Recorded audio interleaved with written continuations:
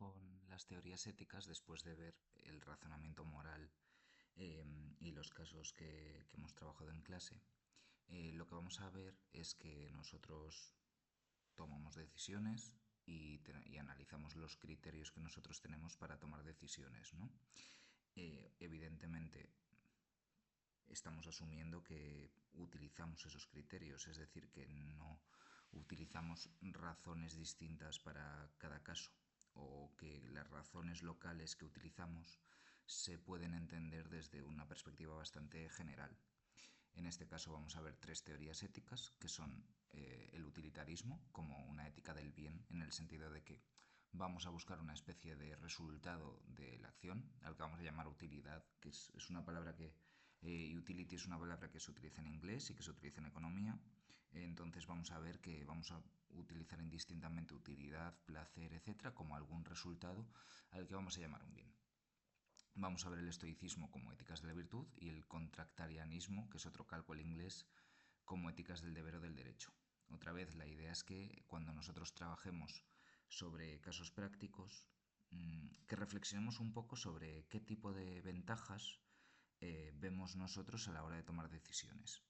Tenéis ahí dos imágenes, que una es un libro de Lenin, que es qué hacer, porque al final es el objetivo de plantearnos teorías éticas, y por otra parte, pues tenemos el meme este clásico de pulsar dos botones, porque vamos a ver que muchas veces vamos a estar ante situaciones dilemáticas, ¿no? Vamos a ver la corriente utilitarista que firma este señor. Esta es una fotografía suya en el presente, Jeremy Bentham. Jeremy Bentham está en un museo, embalsamado. Pues esta es su imagen. Obviamente, pues ya veis que está tratada. Siglo XVIII, XVIII-XIX. Fue muy importante en varias reformas judiciales en Inglaterra. Nosotros vamos a ver especialmente sus argumentos. En el punto uno vamos a ver sobre todo lo que plantea él al principio, son estos 5 puntos. Consecuencialismo, debería ser una S, no una C. Y vamos a ver en qué consiste, y después vamos a ver la perspectiva de Mill en el apartado 2. De todas formas, no nos interesa tanto ver históricamente cuál es la propuesta del utilitarismo como ver que proponen para resolver casos. La idea es que todos los planteamientos están entrelazados. O sea, hay distintos tipos de consecuencialismo, pero nosotros nos vamos a decidir por uno que promueva la indiferencia y vamos a ver qué significa. Vamos a ver que el fin del utilitarismo es cierto hedonismo o principio de placer, y así, ¿vale? Empezamos por un caso que es un caso más o menos sencillo, al menos el primero pretende ser sencillo. Tengo que decidir si me siento al lado de un amigo mío en clase o al lado de una persona que no es ni amiga ni enemiga. Esto es lo que podemos llamar indiferencia, o esto que se llama non-playable character, ¿no? Un individuo que no nos causa ningún mal ni tampoco ningún bien, nos da igual sentarnos a su lado o no. El efecto que tiene esa elección es siempre el mismo. Mismo nivel de atención, misma temperatura, en el sentido de que pues, cuando nos sentamos en clase, pues no está en un sitio que esté especialmente cálido en clase ni especialmente frío. Entonces la única diferencia entre los dos casos es que con mi amigo disfruto de su compañía. Tengo dos opciones, sentarme con mi amigo o no sentarme con mi amigo. Si me siento con mi amigo, paso un buen rato, y eso es algo positivo, y no tengo ningún efecto negativo. Mientras que si me siento con el otro, pues es 0-0, ¿no? Parece que ahí elegiríamos sentarnos con nuestro amigo. O sea, no tendría mayor complicación. Es un caso de decisión moral, ¿no? De qué deberíamos hacer. Pero seguramente es una decisión muy sencilla, ¿no? Y otra vez lo que hacemos es comparar el resultado que me ofrece cada caso. En el segundo caso, que pone ahí, C es por caso, ¿no? En una situación análoga, sentarme con mi amigo me despista y desconcentra para clase, de modo que sé que me voy a perder en clase. Perderme en clase significa sacar peores notas, además puedo quedar con mi amigo por la tarde, ¿no? Entonces tengo la misma decisión que al principio, pero ahora el resultado positivo de sentarme con mi amigo es que me lo paso bien con él. El resultado negativo es que pierdo clase. En el caso de no sentarme con mi amigo, el resultado positivo es que puedo atender en clase, y tengo que ver qué beneficios me produce. Obviamente esto en el ejemplo no está, pero es algo que nosotros vemos en cada caso. Lo que me va a decir el consecuencialismo es que la decisión que yo tomo va a buscar, y hablamos en indicativo, no es que debiera buscar, es que va a buscar los mejores efectos. Es decir, cuando nosotros tomamos una decisión, lo que hacemos es comparar los outcomes, ¿no? Los resultados que nosotros prevemos que esa acción tenga. Y juzgamos si la acción ha sido buena o mala según el resultado que ésta provea. Esto es así, parece que intuitivamente, ¿no? Es decir, parece que en los casos anteriores no necesitaríamos un larguísimo razonamiento para ver que tenemos que ver si en este caso nos beneficia o nos perjudica sentarnos con nuestro amigo o no. Y muchas veces, claro, el ejemplo que hemos puesto tiene poco detalle porque solo con lo que hemos dicho no sabemos en qué consiste. Entonces tenemos que la propuesta utilitarista, para empezar, es consecuencialista. Lo que valoramos es el resultado o el efecto. En la diapositiva veréis que os saldrá definir consecuencialismo por la evaluación de los actos a partir de las consecuencias de los mismos, pero claro, es que la consecuencia ya está en la definición. No podemos definir consecuencialismo por las consecuencias. Entonces, es preferible decir, si nos fijamos, hay dos partes de la definición, ¿no? Uno, que un acto es deseable, o si queremos, es bueno, en el sentido de que nosotros deberíamos promover que exista, creemos que deberíamos promover que exista, o no exista. Y recordemos aquello que decíamos de que en filosofía moral hablamos de deber en el sentido de obligación, de prohibición y de permisibilidad, ¿no? Y sus negaciones, eh, según sus efectos o consecuencias. Entendamos como efectos o consecuencias casi lógica del condicional. Si yo me siento con mi amigo, entonces pasan un conjunto de cosas. Le asigno un valor a ese conjunto de cosas y entonces tengo que la mejor acción que yo puedo realizar es la que consigue el mejor conjunto de cosas. Es interesante que nosotros veamos esa lógica del condicional porque si recordamos, eh, una de las propiedades del condicional era la transitividad, ¿no? Si yo me siento con mi amigo y eso me lleva a atender menos, entonces, perdón, y atender menos me lleva a suspender y suspender me lleva a que me echen la bronca a mis padres y que me echen la bronca a mis padres me lleva a que esté castigado y así, entonces, si me siento con mi amigo, tengo que la consecuencia es también la lejana. Esto es debatible dentro de los consecuencialistas, o es debatido dentro de los consecuencialistas, porque vamos a ver que uno de los problemas es delimitar esta transitividad condicional, ¿no? Entonces, insisto, siempre que hablamos de consecuencialismo, pensemos en los efectos en un sentido, en principio, no restringido, ¿no? Las consecuencias de nuestras acciones pueden ser casi el efecto mariposa. Y precisamente una de las cosas que vamos a tener que especificar es hasta dónde somos responsables de esas consecuencias o hasta dónde tenemos que analizar esas consecuencias, ¿no? El consecuencialismo, por cierto, no rige solo en ética, sino en epistemología, ¿no? Y aquí tendríamos que un acto es deseable si conduce a mejor resultado epistémico o mejor resultado de conocimiento, ¿no? Un consecuencialista, por ejemplo, podría pensar que es mejor elegir una teoría que otra si produce un resultado de mayor precisión o un resultado más rápido, ¿no? Por ejemplo, si vosotros tenéis, seguro que a veces en algunos ejercicios, vosotros tenéis que elegir una estrategia para resolver un ejercicio. Y entonces una posible estrategia es pues eso, un método que en 3 pasos os permite resolverlo y otro que es más largo y a lo mejor es más preciso, más elegante. Pues claro, si el resultado es igualmente preciso, podemos decir que es mejor aquel método que elimina algunos pasos, ¿no? Dependerá de la finalidad que busquemos. Lo que va a plantear el consecuencialismo en ética es que, el consecuencialismo es que, claro, los fines que perseguimos tienen cierto valor moral, ¿no? Vamos a ver cuáles son. ¿Cómo justificamos el consecuencialismo? Y vuelvo a decir, aquí hablamos del consecuencialismo en general. La respuesta que van a dar los utilitaristas, generalmente, esto yo creo que el libro que mejor lo trata seguramente es el de Sidgwick, que va a aparecer después, de The Methods of Ethics, ¿no? El método de la ética. y defiende que el utilitarismo en realidad es intuicionista. Es decir, que todos nosotros, de manera inmediata, de manera que no necesitamos derivar ni deducir, evaluamos nuestras acciones atendiendo a las consecuencias o los resultados. Veremos en dos pasos, cuando hablemos de hedonismo, que la idea es que cualquier organismo, no solo cualquier ser humano, sino cualquier organismo que aprende, se fija en las consecuencias de los actos y entonces aquellas consecuencias que nos parecen agradables hacen que repitamos un acto, aquellas consecuencias que nos parecen desagradables hacen que lo evitemos, ¿no? Si yo sé que cuando me meto en agua fría se me relaja el cuerpo, por ejemplo, pues aprenderé que como esa consecuencia es agradable, el alivio de cierto calor o sí, del calor insoportable de agosto, pues se produce cuando yo me baño en agua fría, yo aprendo a meterme en agua fría en verano. Es un poco esa idea.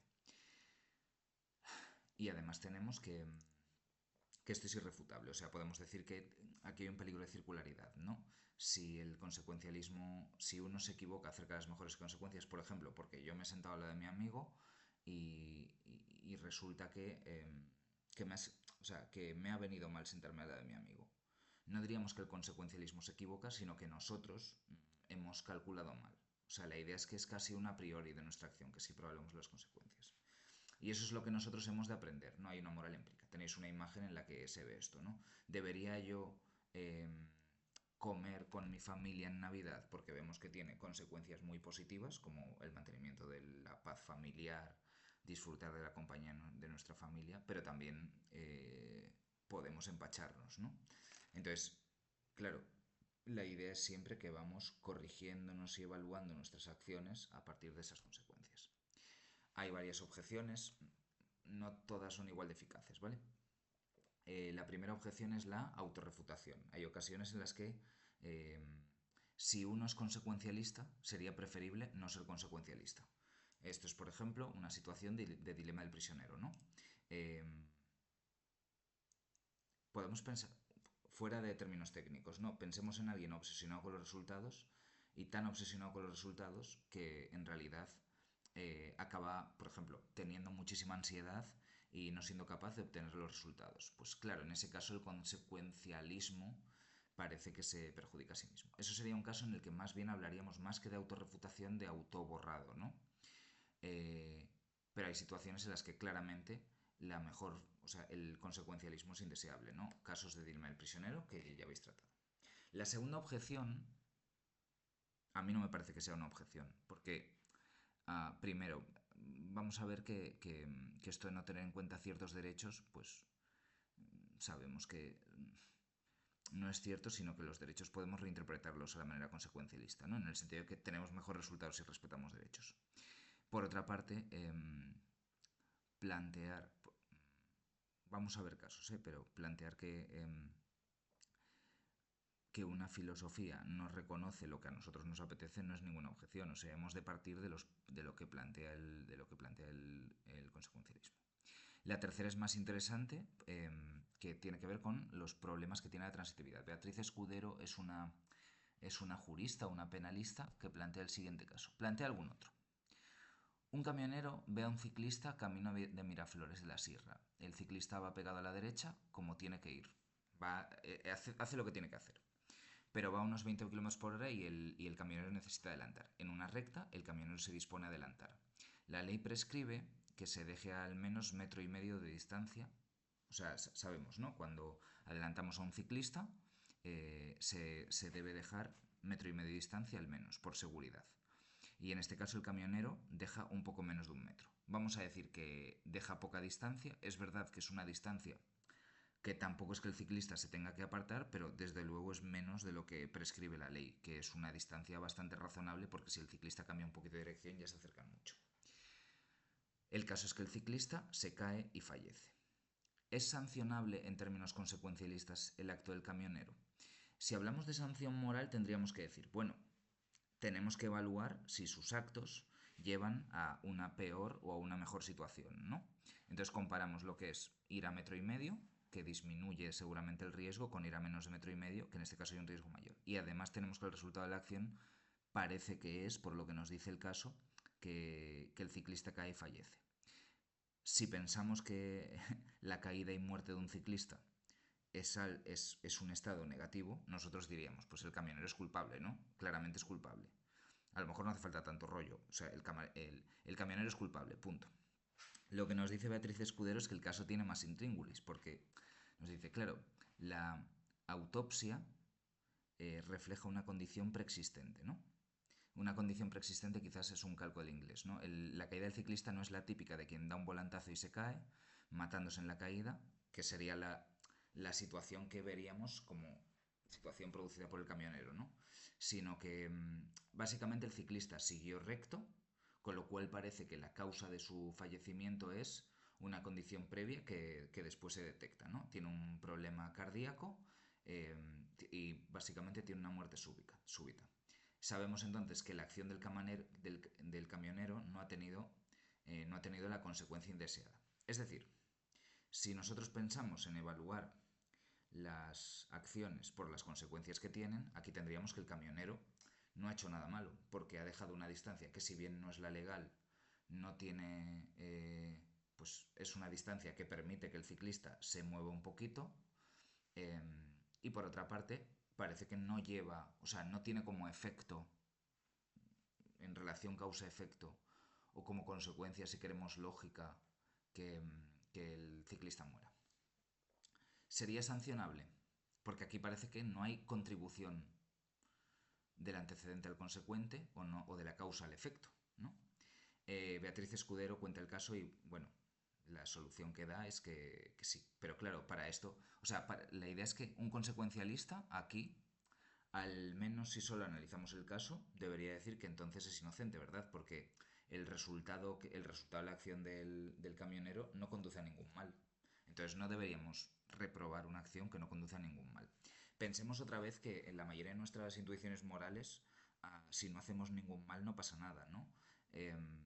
Si, pues eso, si nos equivocamos acerca de, por ejemplo, de a qué hora cierra un supermercado, pero eso no tiene efectos porque hay la persona a la que se lo decimos va con suficiente antelación, no pasa nada. Y sin embargo, si decimos a una persona que cierra el supermercado del centro de Colmenar más tarde de lo que realmente cierra y esa persona se queda sin cenar, pues entendemos el reproche, ¿no? En parte esto tiene que ver con el problema de la suerte moral, ¿no? Que no vamos a analizar cuando hablemos de utilitarismo, pero que también es importante. Claro, parece que el consecuencialista no se está fijando en los efectos que claramente suceden por suerte, ¿no? Puesto que en este caso parece que el camionero ha tenido suerte en el sentido de que no ha causado la muerte del ciclista y por otra parte ha habido la mala suerte por parte del ciclista, ¿no? Entonces habría un problema de asignación de responsabilidad directa. ¿Cómo sabemos que lo que pasa cuando nosotros hacemos algo es consecuencia de lo que nosotros hemos hecho, ¿no? Por otra parte, si queréis, problema de responsabilidad. ¿Qué ocurre si yo digo, yo qué sé, buenos días cuando entramos en clase, pero es la 1:30 y hay algunos que piensan que a las 12 ya hay que decir buenas tardes y además que es muy de mala educación decir buenos días?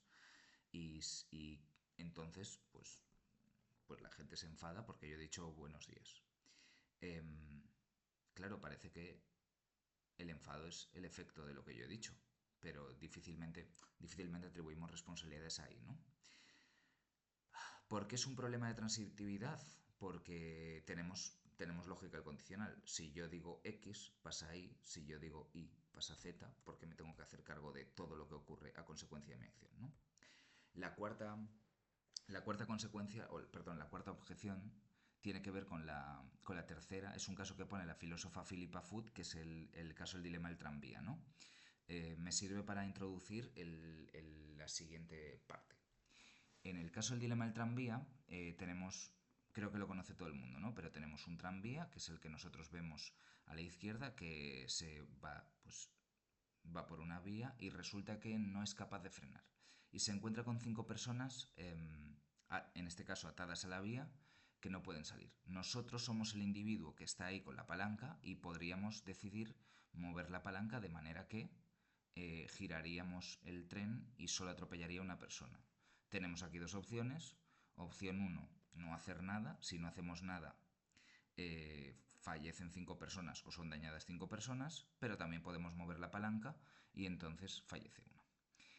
Parece que si miramos las consecuencias de nuestras acciones, tenemos, asumiendo que es un mal el daño y la muerte, que en el caso A, no hacer nada, mueren 5 personas, en el caso B, hacer algo, muere una persona. Es mejor que muera una persona que 5. Entonces deberíamos, insisto, deberíamos cruzar el tranvía. Pero claro, esa es la postura consecuencialista que, si seguimos nuestras intuiciones morales, conduce a problemas. Y por eso Philippa Foot plantea un segundo caso, que es este que veis aquí. Aquí tenemos, nosotros somos el individuo que está a punto de empujar a este otro individuo a la vía. En este caso, si lo empujamos, evitamos la muerte de 5 personas. Si no lo empujamos, mueren 5 personas. Y otra vez tenemos dos opciones, 1 para 5, ¿no? Claro, lo que quiere decir Philippa Foot es que nuestra intuición moral parece decirnos que quizás en este caso, en el primero, podamos no sentirnos responsables, pero desde luego en el segundo sí, ¿no? A veces se plantea un caso aplicado que sería el caso de una persona que está que ha fallecido. Nosotros podemos donar cinco órganos a 5 personas para que vivan, o podemos no hacerlo. En este caso tendríamos que mataríamos a una persona para donar 5 órganos a 5 personas para que vivan. Claro, en los dos casos tenemos una persona muerta, 5 personas vivas, o 5 personas muertas, ¿no? Pero difícilmente aceptaríamos que el cirujano, en el segundo caso, matase a una persona para salvar a 5, ¿no? La idea entonces es que, si partimos de la premisa, como partimos, de respetar nuestras intuiciones morales, hay algunas que son consecuencialistas, pero otras que no.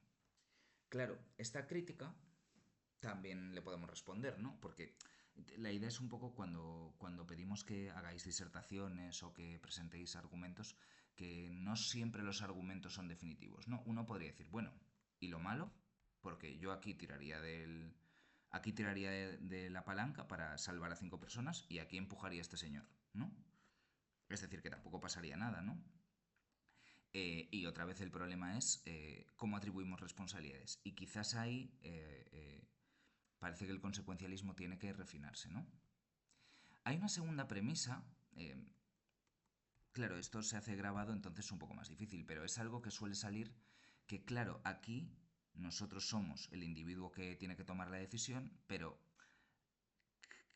¿quiénes son estas personas, no? Uno puede decir, bueno, si no conozco a ninguno, yo debería tirar de la palanca, ¿no? Si ese es el caso. Pero si yo los conozco a todos, eh, pues ya, claro, depende, ¿no? Depende de quiénes sean, porque a lo mejor el que está aquí es mi hermano y los que están aquí son personas que, bueno, me caen bien, pero me dan igual. Y son situaciones reales de la vida, ¿no? Nuestros padres, por ejemplo, prefieren darnos a nosotros dinero para hacer una carrera que darle dinero a gente que se muere de hambre. ¿Y eso qué quiere decir? Que seguramente prefieren que nosotros disfrutemos de una vida más o menos plena, o que hagamos una carrera en menos años, antes que, pues, que haya 1000 personas que se salvan de la malaria, por ejemplo. Y 1000 es un cálculo muy pequeño, ¿eh? Quiero decir que nosotros parece que damos prioridad a estas personas. Entonces, el dilema del tranvía vamos a ver que el utilitarismo no solo asume que nosotros evaluamos las consecuencias de nuestras acciones, sino también que las personas a las que afectan esas consecuencias son indiferentes. Es decir, que tomamos nuestras decisiones de manera imparcial o neutral según el actor.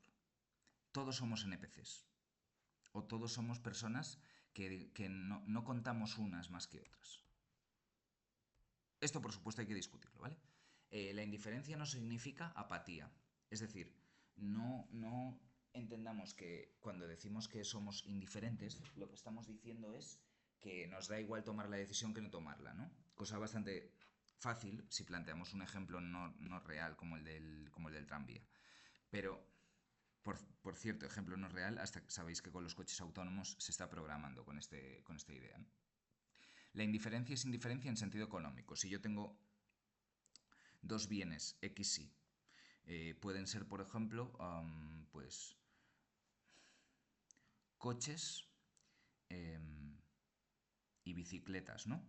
Entonces yo tengo que por 10.000 euros me puedo comprar un coche o 50 bicicletas, ¿vale? Pero prefiero tener un coche a 50 bicicletas, ¿vale? Ahora, probablemente si, por ejemplo, si en vez del gasto del coche es gasto en medio coche, porque supongamos que lo podemos dividir así, yo puedo tener que, si le tengo que arreglar una rueda al coche que me vale 1.000 euros, a lo mejor prefiero, eh, o sea, hay un punto en el que prefiero 1.000 euros en una bicicleta a gastarme el dinero en una rueda. Y entonces me voy moviendo hasta que, o sea, la idea es que va a haber un punto en el que yo no prefiera ni X a Y ni a X dentro de dos bienes. Es decir, que no le dé prioridad a ninguno de los dos. Y aquí tendríamos que decir, acerca de nuestro caso, que las decisiones, para el utilitarismo las decisiones son agent neutral, lo que quiere decir que el criterio que tenga un agente para tomar una decisión es igual que el de otro. ¿Por qué? Porque sería injustificable decir que un sujeto tiene más valor que los demás si entendemos que la fuente de valor es igual. Es decir, cuando planteamos situaciones en las que podría salir favorecido una persona, yo qué sé, yo tengo que repartir tengo que repartir plazas a una universidad, porque soy el rector de la universidad. Y viene mi cuñado y mi cuñado quiere plazas. Claro, yo no pienso solo en que yo en este mundo soy rector de la universidad, sino que esto sería válido realmente para cualquier persona o aceptable para cualquier persona. Y entendemos que, claro, para los que no sean cuñados del rector de la universidad, no sería aceptable. Entonces, cuando pensamos en una razón para actuar, pensamos en una razón que es válida para todo el mundo. A eso nos referimos con indiferencia, porque cuando añadimos datos para tomar nuestra decisión, esos datos ya no son una motivación universal. Si aquí la persona que está aislada es nuestro cuñado, tenemos que pensar que, claro, para otra, o sea, que cuando ofrecemos una razón, esa razón valdría también para estas cinco personas. Y estas cinco personas probablemente no consideren una razón eh, que nosotros defendamos a nuestro cuñado. Entonces habríamos de presentar una especie de consecuencialismo indiferente en el sentido de que esas personas también puedan aceptar que nosotros prioricemos a nuestro cuñado. Por ejemplo, una razón más imparcial o más de indiferencia sería: yo voy a salvar a aquel que que más esperanza de vida tenga, ¿no? En este caso resulta ser mi cuñado, ¿no? Pero cuando presento esta razón puede ser que las otras personas entiendan que yo la sacrifique por ellos, ¿no? Porque parece una razón que sí, que cualquier individuo puede llegar a entender. Y claro, el problema que se nos plantea es si realmente somos capaces, ¿no?, de priorizar a un familiar. Esto tiene mucho que ver con las objeciones, ¿no? Supongamos un caso, aquí entra Sidgwick, ¿no?, que es el gran teórico del utilitarismo y el que lo ha revitalizado con mucha fuerza. Claro, la neutralidad es muy poco practicable y de hecho dice que es imposible. Yo creo que lo he planteado como, pues, mi cuñado. Pero pongamos, claro, que si nosotros planteamos decisiones que son indiferentes, lo planteamos también para nosotros mismos, ¿no? Supongamos que queremos ir a un concierto de Brandi Carlile, que es una cantante más bien country y tal.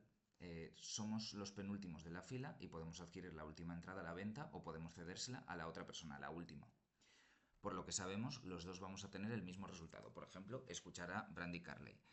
A ver, he dicho que por lo que sabemos, los dos va a haber el mismo resultado porque después vamos a plantear qué ocurre si tú vas a ir al concierto porque te apetece ir a un concierto, pero sabes que la última persona de la fila es absolutamente fan de esa cantante, ¿no? Pero supongamos que, bueno, que el resultado que da igual si compramos la entrada nosotros o si compra la entrada la última persona de la fila. Claro, la mayoría de nosotros, una vez estamos en la cola, decimos, joder, escogemos por nosotros, ¿no? ¿Por qué darnos prioridad sobre los demás, ¿no? O sea, la idea es que sería muy difícil no imaginarse a un individuo que sea egoísta ahí. Y egoísta no lo entendamos como un término crítico o despectivo, sino que parece que valoramos nuestro bienestar o que valoramos especialmente los efectos que una acción tiene sobre nosotros mismos. Y en este caso parece que la indiferencia llevaría a que nos diese igual beneficiarnos nosotros que se beneficiase otro. Entonces, pues planteamos eso, cierta prioridad o cierta... Después se habla en utilitarismo, que eso no lo vamos a ver, ¿no? Pero se habla de cierta cercanía a la gente, ¿no? Que es algo que nosotros ponderamos, pero que después podemos contrastar con el bienestar que tienen los demás. Es decir, que la idea aquí la idea de ese cierto egoísmo es que nosotros tenemos en cuenta nuestra preferencia, pero después la cotejamos con las preferencias de los demás. De manera que lo que sería absurdo, por ejemplo, es que comprásemos todas las entradas del mundo solo para estar solos en el teatro. Vamos a plantear otra versión de la objeción 1. Si son dos entradas, pero un muy buen amigo nuestro las necesita, la compraríamos. No, ¿qué ocurre si la prioridad no la damos ya sobre nosotros mismos, sino sobre nuestros amigos? Esto en el límite lleva a la segunda objeción, que es la de Nagel. Nagel plantea una objeción de tipo psicológico. Si yo pienso que todo el mundo vale lo mismo, claramente en casos de este tipo, yo no voy a dar prioridad a gente sobre la que yo tenga una relación especial. Pero eso psicológicamente es muy difícil de aceptar, es decir, es poco viable que las personas en realidad decidan así, porque nos sentiríamos mucho peor si, si no favoreciésemos a los nuestros. Estaba dando una clase en realidad de cosas parecidas, pero bueno, a nivel segundo de la ESO hablábamos del deber de los musulmanes. Hay 5 alumnos musulmanes, el deber de dar limosna, y decíamos si ahí priorizaríamos la ayuda a los del propio grupo antes que a los otros. Y bueno, lo que debatían era claro sobre por qué, o sea, por qué daríamos antes a los nuestros, ¿no? Y una de las estrategias que ellos analizaban era lo que podemos llamar tit for tat, es decir, que, o sea, qué razones existirían para dar cierta prioridad a los demás.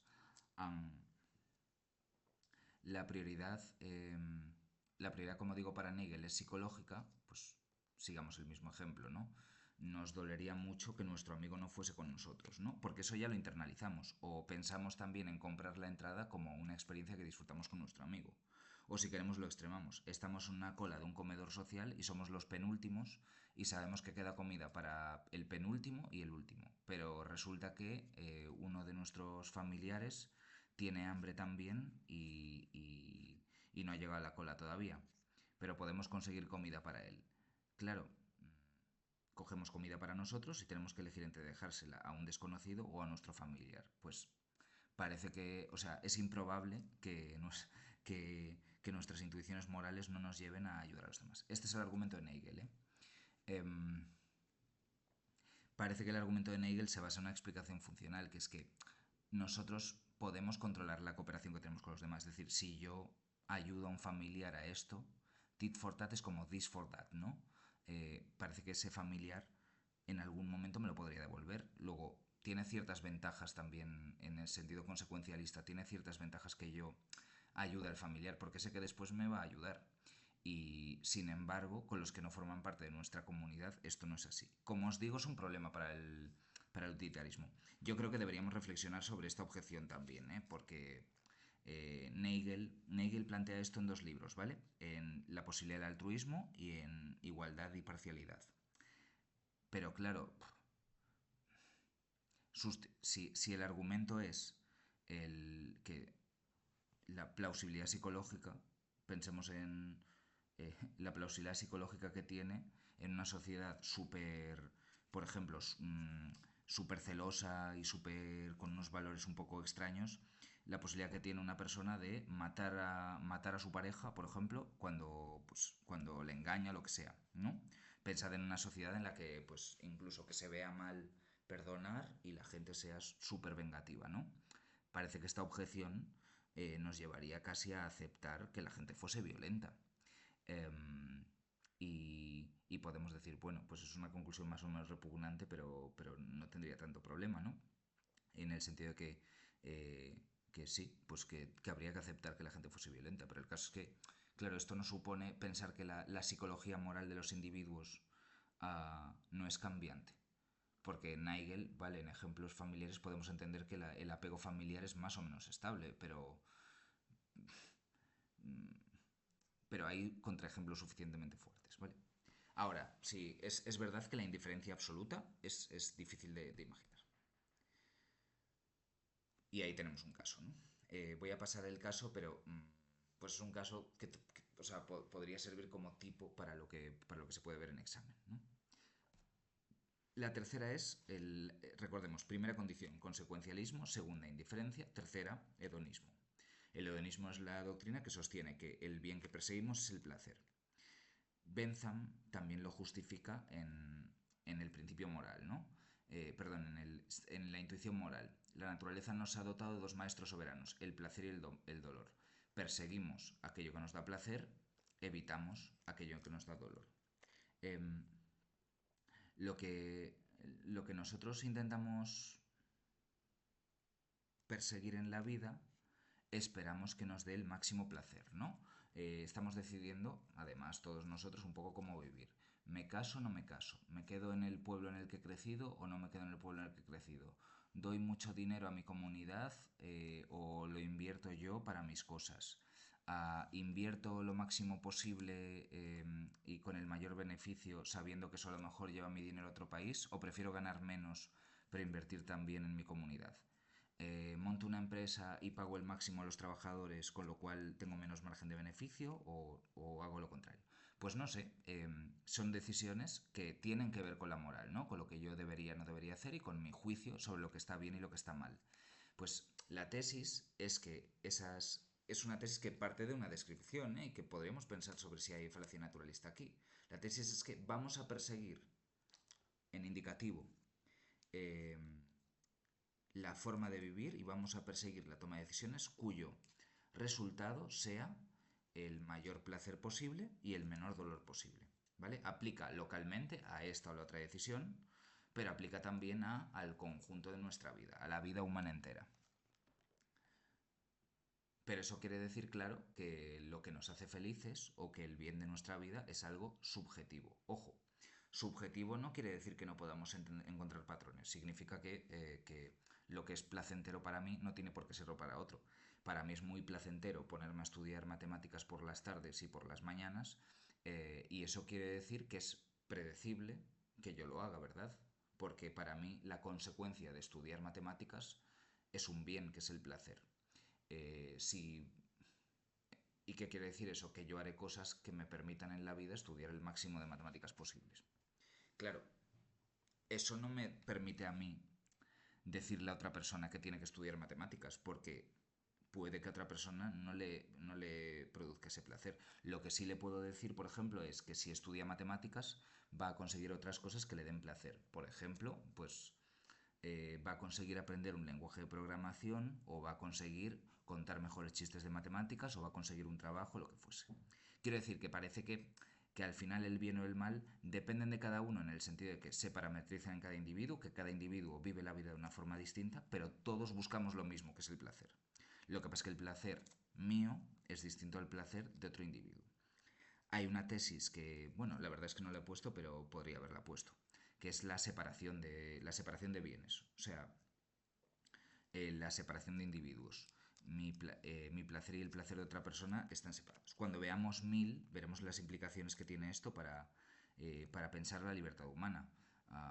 Si mi placer y el tuyo son algo separado, quiere decir que si nosotros obligamos a todo el mundo a vivir de la misma forma, probablemente uno de los dos sufra, ¿no? Entonces, mmm, eso tenemos, que vamos a perseguir el placer. Y aquí tenemos claro la primera perspectiva, que es la del yo. Vale, yo es cada uno de nosotros, ¿no? Pensando sobre nosotros mismos. Voy a buscar esa forma de vivir que me guste más. ¿Y qué quiere decir eso? Pues que si por ejemplo, me gusta no hablar con gente, pues no hablaré con gente. O si odio responder a los demás, pues no respondo a los demás, ¿no? Y esa es la propuesta solipsista, ¿no? Buscamos aquello que solamente nos otorga placer a nosotros. En la medida en la que nuestra mente esté conectada a la mente de otros individuos, en el sentido de que nosotros entendamos y comprendamos el placer y el dolor de otros individuos, parece que también habríamos de tenerlos en cuenta. Y este es el siguiente paso, que es el de la empatía, ¿no? En la medida en la que nosotros conocemos que otros individuos sienten placer y dolor, también deberíamos, más que deberíamos, también tenemos en cuenta el placer y el dolor de los demás. Y en la medida en la que el placer y el dolor son fuente de evaluación moral, también tenemos en cuenta a los demás. Es decir, pongamos, esto es bastante interesante cuando uno analiza casos de gente que no lo percibe, por ejemplo los psicópatas, ¿no? Eh, pero supongamos que nosotros estamos fascinados con la última victoria de Fernando Alonso en Fórmula 1 y le hablamos a todo el mundo de esa victoria, ¿no? Y estamos tan encantados y disfrutamos muchísimo con esto. Y de repente vemos que hay una persona que está aburriéndose y le está entrando dolor de cabeza de escucharnos. En el momento en el que nosotros nos informamos de esto, la idea es que vamos a cambiar el comportamiento, porque su padecimiento, su sufrimiento, entra en nuestros cálculos. Eso no quiere decir que, a lo mejor, si pensamos que de algún modo la vamos a hacer feliz, pues seguramente decidiremos seguir dando la turra con Fernando Alonso, pero la idea es que ya tendríamos en cuenta en nuestros cálculos el padecimiento de los demás y también el bienestar de los demás, ¿no? La idea es que también deseamos el bienestar de los demás. Pero claro, ¿hasta dónde llega el dominio de la acción moral? Porque aquí lo hemos planteado, por ejemplo, en el plano de la empatía. Pero si tenemos consecuencialismo más indiferencia, y aquí subrayamos la indiferencia, más hedonismo, tenemos que habríamos de procurar por el placer del máximo de personas posibles, como veremos después. Pero ¿y si el dominio llega a los animales? Bentham planteaba que lo importante eh, no era si los animales eran racionales o inteligentes, sino si eran capaces de sufrir. Y en la medida en la que son capaces de sufrir, los animales tienen capacidad para procesar el dolor y el placer, habríamos de tenerlos en cuenta. Y él forma parte de las primeras propuestas para legislar el sufrimiento animal. Pensad sobre todo en estas fiestas pues que se hacían en los pueblos. En Inglaterra dejaron de existir también por eso, que llevaban al maltrato animal, ¿no? Eh, y llegan a un sufrimiento terrible. Sabéis que ahora mismo, pues en España sobre todo, se debate mucho sobre los experimentos con animales para ciencia, sobre los experimentos para cosméticos y también, claro, pues sobre la alimentación con animales. No sé si es una pregunta demasiado actual, si está mal hacer sufrir a un animal. Sabéis que hay legislación para limitar el sufrimiento animal y seguramente hoy, bueno, vuelvo a decir, ¿no? En filosofía me parece bueno, que no solo en filosofía, que debemos someter toda revisión, pero seguramente hoy es difícil que a alguien le parezca escandaloso, por ejemplo, que se sancione a alguien que maltrata a su perro, por ejemplo. Y vamos a poner un caso.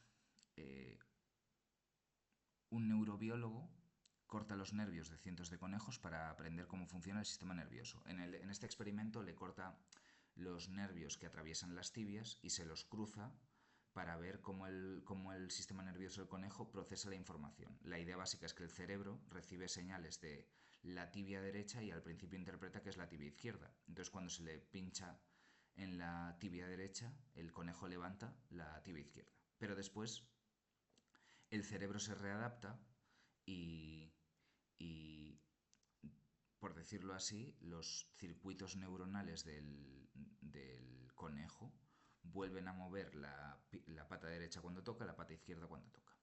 Pero claro, por el camino hay miles de conejos a los que hay que sacrificar por su sufrimiento.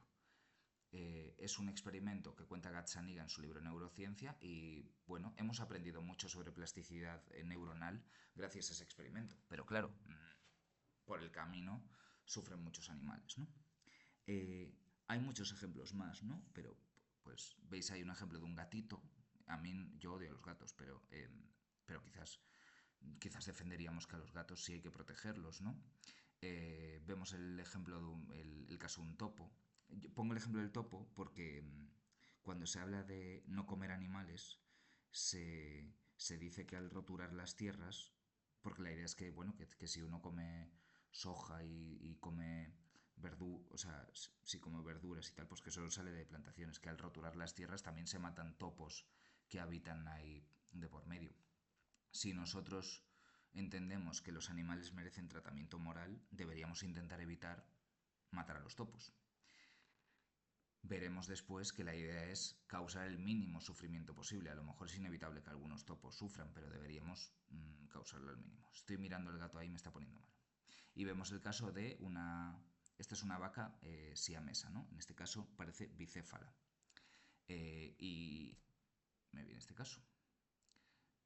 ¿Es permisible comerse a los animales? Me interesa, bueno, como tema de debate, porque, claro, Bentham es un planteamiento al que no llega del todo, pero sobre todo en la cultura, esto lo digo como anécdota, ¿vale? En la cultura inglesa, más o menos, uno puede esperar que la mitad de los, sobre todo los que se dedican a la ética, sean veganos. Parece que en parte tiene que ver con el argumento de que si los animales son capaces de sufrir y la muerte es un sufrimiento, entonces los animales a los que matamos sufren, ¿no? Sufren en el sentido, distingamos por favor entre el proceso de morir, en el sentido de que, bueno, uno puede, creo que eso sí lo tenemos todos en cuenta, ¿no? Lo deseable es que el animal antes de morir pase por el mínimo sufrimiento posible. Pero aquí lo que estamos diciendo es algo más, que es que la propia muerte es un mal también. Y entendamos que la muerte en sí misma no es o sea, no sería un sufrimiento propiamente el animal, sino que sería... pero sería un mal en el sentido de que le privas de seguir viviendo, ¿no? Y eso es entender la vida como un bien otra vez. Entonces, eso está abierto, por supuesto. Pero si debemos evitar el sufrimiento y la muerte es sufrimiento, entonces debemos evitar la muerte. Si los animales son capaces de sufrir, también deberíamos evitar matar a los animales. Entonces, bueno, la perspectiva de un, sí, un vegetariano, un vegano, sería que deberías intentar comer lo mínimo posible. Claro, lo mínimo posible, ¿qué significa? Pues también es debatible, ¿no? Por ejemplo, si te encuentras con una vaca muerta en el medio del campo, te la puedes comer. O si está en riesgo tu vida, también te la puedes comer. Eso no genera ningún problema. El punto está en si... bueno, si esto forma parte de las consecuencias del veganismo, ¿no? Como anécdota también, el libro que veis abajo a la derecha de Metafísicas Caníbales es de una, de una tribu que está en Brasil, que es vegana, es decir, no discrimina entre animales, porque se los come a todos. No sé si sabéis por qué se llama Metafísicas Caníbales. Y bueno, la cuarta, una especie alienígena, iba a decir la cuarta, todavía no estamos en la cuarta. Os pongo este ejemplo por si vosotros lo quisieseis discutir, ¿vale? Una especie alienígena llega a la Tierra y alcanza Colmenar Viejo. Llega al instituto, a nuestro instituto, y dice que va a convertir el instituto en una granja para criar, alimentar y comerse alumnos. La idea es hacer una especie de analogía entre la relación que tiene el alienígena con nosotros y la relación que nosotros tenemos con los animales. ¿Sería aceptable que estos nos comiesen? Pues podemos entender que es una cuestión de fuerza, o podemos entender que no es legítimo, porque el hecho de tener poder sobre otros animales no te da derecho a comértelos ni a causarles sufrimiento, aunque ellos no tengan ciertas capacidades como la capacidad de defenderse, por ejemplo. Bueno, son argumentos que después hay muchísimos más argumentos, ¿vale? Ya os digo que, por ejemplo, que creo que es algo que puede salir. Claro, uno puede decir, bueno, pero es que somos una especie distinta, porque si yo me como un humano es canibalismo, pero pues con otros animales no pasa nada. Y uno puede decir, claro, que eso es una petición de principio, es un argumento circular, ¿no? Ya asumo que me puedo comer a los animales porque no son como yo, pero... eh, entonces, como que hay después varios argumentos sobre esto. Creo que algo que puede ser interesante para este debate es si consideramos que la muerte es un mal. Porque está claro que el sufrimiento es un mal, creo que en general condenamos que se haga sufrir a los animales, pero quizás uno pueda decir que, bueno, es el argumento de vaca feliz. Si yo cuido a un ternero y lo mato de manera indolora a los 10 meses, porque eso es un mal realmente, ¿no? O sea, y claro, uno tendría que tener ahí muy claro qué es lo que nosotros estamos dañando. Entendiendo otra vez que, pues, que la muerte en sí misma en este sentido no es un mal, en el sentido de que, por lo que sabemos, la muerte no implica la muerte como tal, vuelvo a decir, no implica placer y dolor. Si yo estoy muerto, yo no estoy sintiendo placer y dolor, al menos en ese sentido físico, ¿no?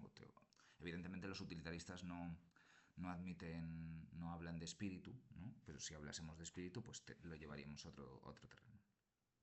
Y ahí tenéis el librito The Ethics of Killing Animals. Entonces, tenemos que buscamos los resultados mejores posibles, que ya hemos dicho que el resultado principal es el placer y que es un placer en el que nosotros debemos tener en cuenta tanto a nosotros mismos como a cualquier otra, ¿no? Un placer indiferente. Bueno, ahí hay varias críticas al utilitarismo, perdón, al hedonismo especialmente, y vamos a ver una crítica especialmente. Y voy a parar el vídeo porque quedan, vamos, estoy en la duración de una clase.